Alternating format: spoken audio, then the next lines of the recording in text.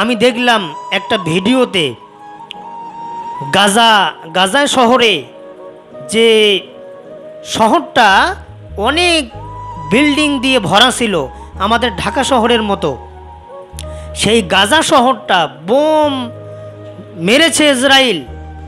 এখন কারবালার মাঠ হয়ে গেছে, মরুভূমি, কিচ্ছু নাই। এই যে বোমাগুলো যখন নিক্ষেপ করতেছে ধোঁয়ার সাথে, ওখানকার মুসলমান নারী পুরুষ সকলেই দেখা যাচ্ছে ধোঁয়ার সাথে উড়ে যাচ্ছে, আবার নিচে পড়তেছে পাখির মতো। ছোট একটা বাচ্চার অবস্থা দেখলাম, হাতে ঘাস। আমার ফেসবুক আইডিতে আমি ওটা আপলোড দিয়েছি ডাউনলোড করে। ঘাস হাতে নিয়ে ঘাস খাচ্ছে, কাটতেছে, খাবার মতো কোনো ব্যবস্থা নাই। এই 3-4 বছরের বাচ্চা, মরু প্রান্তে, কোনো পানির ব্যবস্থা নাই, কিচ্ছু নাই, ছায়ায় থাকবে তার কোনো অবস্থা নাই। ঘাস খাচ্ছে, এইভাবে চাবাচ্ছে, খাচ্ছে, কয়দিন ঘাস খেয়ে বেঁচে থাকবে। আরেকটা 1.5-2 বছরের শিশু বাচ্চাকে দেখলাম, ইসরায়েলি সৈন্যরা মাথার চুলগুলো এইভাবে ধরছে আর এইভাবে আছাড় দিচ্ছে, আর বাচ্চা কাটতেছে, আবার আছাড় দিচ্ছে নিচে, হাত দিয়ে ভুকাচ্ছে, এইভাবে ঘুষি মারতেছে, আবার পাগুলো মোচড়াচ্ছে, আবার চুলগুলো ধরে এইভাবে করতেছে। ফিলিস্তিনের মুসলমানদের ভাইদেরকে কি করতেছে, আর একটা ভিডিও আমি আপলোড করছি আমার ফেসবুকে।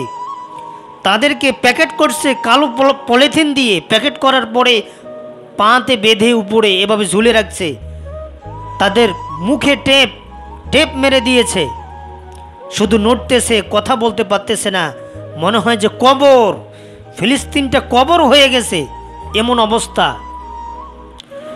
আজকে কিছু কিছু মুসলমান বলতেছে, শুনতেছি যে কোথায় ফিলিস্তিনের অবস্থা, আমাদের বাংলাদেশের আমরা মিছিল করে কি করব, মিটিং করে কি করব, এগুলো করার দরকার কি? আমি বলি, যারা এই সমস্ত কথা বলে এরা মুসলমানে নয়। এরা যদি সালাত পড়ে, এরা যদি হজ করে, এদের মুসলমানের, এদের আমলের আল্লাহর কাছে কোনো প্রয়োজন নাই, আল্লাহর কাছে কোনো প্রয়োজন নাই। আপনি মুসলমান, আপনার অন্তরটা কাঁপবে, আর এক মুসলমান কষ্টে আছে, আপনিও কষ্ট পাবেন, আপনিও কষ্টে থাকবেন। আজকে কি হচ্ছে দেখেন, বাইতুল মুকাদ্দাস মসজিদ, এই যে মেরাজের ঘটনা হুজুরের কাছ থেকে শোনেন না, যে ওইখানে আল্লাহ নবী সাল্লাল্লাহু আলাইহি ওয়াসাল্লাম সমস্ত নবীদের রূহগুলোকে একত্রিত আল্লাহ পাক করেছেন, করার পরে আল্লাহ নবীর ইমামতিতে 2 রাকাত সালাত হয়েছিল। কি শোনেন নাই? বাইতুল মুকাদ্দাস ফিলিস্তিনে আপনারা দেখবেন বোমা মেরে মসজিদটা একেবারে ধূলিসাৎ করে দিয়েছে, ঝাঁঝরা করে দিয়েছে। এমন মসজিদ, এই মসজিদটা যখন তৈরি হয়েছে কোনো মানুষের দ্বারা তৈরি হয় নাই, ফেরেশতাদের মাধ্যমে, জিনদের মাধ্যমে তৈরি হয়েছে। দালাইলুন নবুওয়াত, যেটা মিশর থেকে ছাপানো, আমার বাড়িতে আছে 8 খণ্ড। আমি ইতিহাসটা পড়লাম, দেখলাম যে ফিলিস্তিনে যখন সর্বপ্রথম বাইতুল মুকাদ্দাস এই মসজিদটা নির্মাণ করা হয়, সর্বপ্রথম ফেরেশতারা এই মসজিদটা নির্মাণ করেছে, ফেরেশতারা। তারপরে বাইতুল্লাহ নির্মাণ তো হয়েছে, বাইতুল্লাহ 40 বছর পর আবার হজরত ইয়াকুব আলাইহিমুসসালাম তিনি আবার বাইতুল মুকাদ্দাস ইনি পূর্ণ নির্মাণ করলেন, আবার কিছু বাকি আছে। সর্বশেষ হজরত সুলাইমান আলাইহিমুসসালাম তিনি এই বাইতুল মুকাদ্দাস কি করলেন, আংশিক যে অপূর্ণ নির্মাণ ছিল সেটা আবার পূর্ণ নির্মাণ করলেন হজরত সুলাইমান আলাইহিমুসসালাম। তিনি যখন নির্মাণ করবেন ওই মুহূর্তে তেনার হায়াত শেষ হবে, জিনদেরকে লাগিয়ে দিয়েছে যে বাইতুল মুকাদ্দাস এই মসজিদের কাজ তোমরা করো। আল্লাহ পাক জানেন যদি সুলাইমান আলাইহিমুসসালামের মৃত্যু না হয়, ওই বডিটা যদি ওই বাইতুল মুকাদ্দাসে না থাকে, তাহলে জিনরা পর্যন্ত কথা শুনবে না, তারা পিছন ফেরে কেটে পড়বে।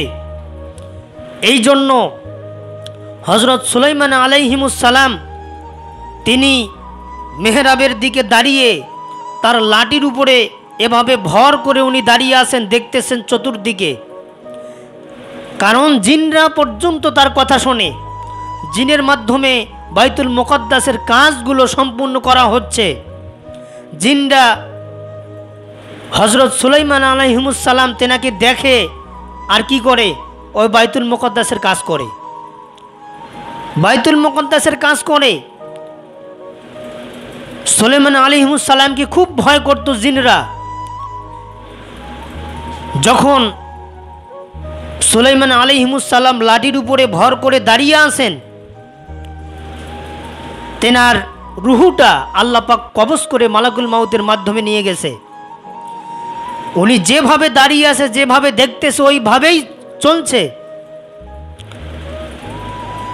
যেদিন বাইতুল মুকদ্দাসের মসজিদের কাজ সম্পূর্ণ হয়ে গেল, ওই পোকা ধরে সুলাইমান আলাইহিমুসসালামের যে লাঠিটাতে ভর করে উনি দাঁড়িয়ে আছেন, ওই পোকা ধরে লাঠিটা নষ্ট হয়ে, লাঠিটা ভেঙে সুলাইমান আলাইহিমুসসালাম তিনি পড়ে গেলেন। ওই মুহূর্তে বাইতুল মুকদ্দাসের কাজ শেষ। জিনরা বলতেছে, আগে যদি আমরা জানতাম যে সুলাইমান নবীর মৃত্যু হয়ে গেছে 1 বছর আগে, আমরা এই ঝুঁকিপূর্ণ কষ্টপূর্ণ হাড় ভাঙ্গা কষ্টের কাজ আমরা করতাম না।